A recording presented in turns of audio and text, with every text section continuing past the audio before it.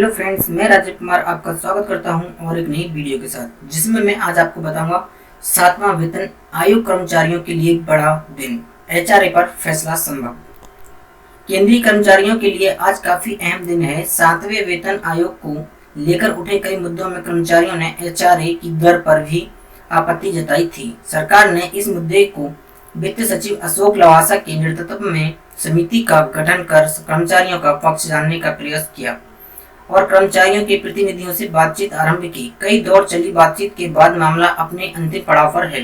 सूत्रों से मिली जानकारी के अनुसार आज इस मुद्दे पर कर्मचारी पक्ष और सरकार के बीच अंतिम दौर की बातचीत होगी। सूत्र बता रहे हैं कि आज शाम करीब 3 बजे इस मुद्दे पर सरकार की ओर से भी अंतिम निर्णय ले लिया जाएगा।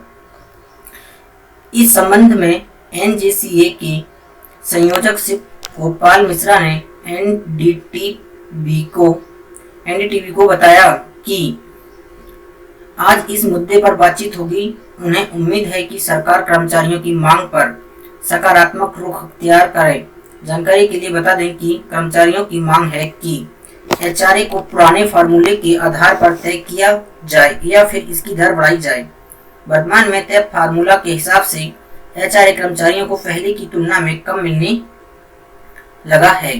बता दें कि 7वें वेतन आयोग द्वारा केंद्रीय कर्मचारियों को दिए जाने वाले कई भत्तों को लेकर असमंजस की स्थिति है। नरेंद्र मोदी सरकार ने 2016 में 7वें वेतन आयोग की सिफारिशों को मंजूरी दी थी और 1 जनवरी 2016 से 7वें वेतन आयोग की रिपोर्ट को लागू किया था, लेकिन भत्तों के साथ कई मुद्दों पर असहमति होने की वजह से इन सिफारिशों पर पूरी तरह से लागू नहीं हो पाई। माना जा रहा है कि अशोक लवासा समिति ने अपनी रिपोर्ट लगभग तैयार कर ली है और आज की बैठक के बाद रिपोर्ट को अंतिम रूप दे दिया जाएगा। माना यह भी जा रहा है कि जल्द ही यह रिपोर्ट वित्त मंत्री अरुण जेटली को सौंप दी जाएगी। कहा जा रहा है कि सरकार की ओर से बातचीत के लिए अधिकृत अधिकारी एचआरए को एक स्तर ऊपर करने को तैयार हुए हैं। अब एचआरए 30%, 20% और 10% तक हो सकता है। वहीं विश्वसनीय सूत्रों के हवाले से खबर मिल रही है कि बड़े शहरों में इसे 30% किया जा सकता है, लेकिन ये अभी तय नहीं है। कर्मचारी संगठन का कहना है कि अगर सरकार ने एचआरए बढ़ाया नहीं है तो घटा कैसे सकते हैं।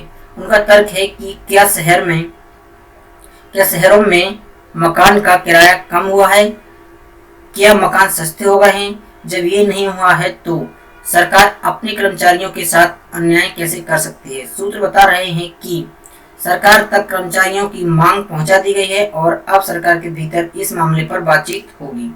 बता दें कि वेतन आयोग पे कमीशन ने अपनी रिपोर्ट में एचआरए को आरंभ में 24%, 16% और 8% तय किया था और कहा गया था कि जब डीए 50% तक पहुंच जाएगा तो ये 27%, 18% और 9% क्रमशः हो जाएगा। इतना ही नहीं, वेतन आयोग पे कमीशन ने ये भी कहा था कि जब डीए 100% हो जाएगा तब दर 30%, 20% और 10% क्रमशः एक्स, वाई और जेड शहरों के लिए हो जाएगी। उल्लेखनीय है कि कर्मचारियों के संयुक्त संगठन एनसीजेसीएम ने वेतन आयोग को सौंपे अपनी मांगों से संबंधित ज्ञापन में इस दर को क्रमशः 60%, 40% और 20% करने के लिए कहा था। संगठन का आरोप है कि आयोग ने कर्मचारियों की मांग को पूरी तरह से ठुकरा दिया था। उनका कहना है कि वेतन आयोग ने इस रेट को 6ठे वेतन आयोग से भी कम कर दिया है। इनका कहना है कि क्योंकि इसे डीए के साथ जोड़ा गया है तो ये तभी बढ़ेगा जब डीए की दर 10% तक बढ़ जाएगी।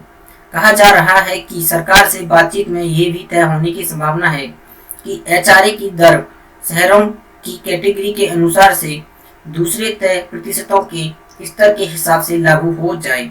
जानकारी के लिए बता दें कि 7वां वेतन आयोग से पहले केंद्रीय कर्मचारी 196 किस्म के अलाउंसेंस के हकदार थे, लेकिन 7वें वेतन आयोग ने कई अलाउंसेंस को समाप्त कर दिया या फिर उन्हें मिला दिया, जिसके बाद केवल 55 अलाउंस बाकी रह गए हैं। तमाम कर्मचारियों को कई अलाउंस समाप्त होने का मलाल है, क्योंकि कई अलाउंस अभी तक लागू नहीं हुए हैं और कर्मचारियों को उसका सीधा लाभ नहीं मिला है। तो कर्मचारियों को लग रहा है कि वेतन आयोग की रिपोर्ट अभी लागू नहीं हुई है।